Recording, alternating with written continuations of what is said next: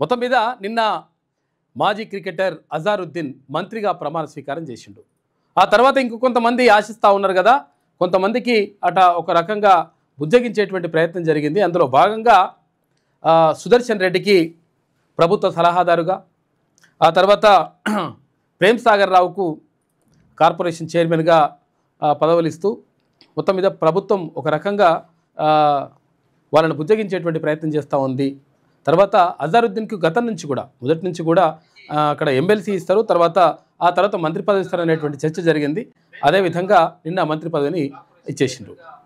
తర్వాత వరంగల్ జిల్లాలో ముఖ్యమంత్రి గారి పర్యటన, తర్వాత అక్కడ ఉన్నటువంటి ఎవరైతే వరద బాధితులు ఉంటారో ఆ వరద బాధితులను ఆయన పరామర్శించడంలో భాగంగా ఎవరైతే పంట నష్టపోయినరో పంట నష్టపోయినటువంటి పంటకు ఎకరాకు 10,000 రూపాయల చొప్పున, తర్వాత ఇంటిని అంటే ఇళ్లలకు నీళ్ళు వచ్చిన వారు ఉంటారో వాళ్ళకు 15,000 రూపాయల చొప్పున, తర్వాత ఒకవేళ పూర్తిగా దెబ్బతిన్నటువంటి ఇళ్లకు సంబంధించి అర్హత ఉంటే ఇందిరమ్మ ఇళ్లలో అవకాశం కల్పించాలని చెప్పేసి ముఖ్యమంత్రి రేవంత్ రెడ్డి ఆదేశించడం జరిగింది. మొత్తం మీద ఇక్కడ జూబ్లీహిల్స్ ప్రచార కార్యక్రమం ఇట్లా జరుగుతూ ఉంది.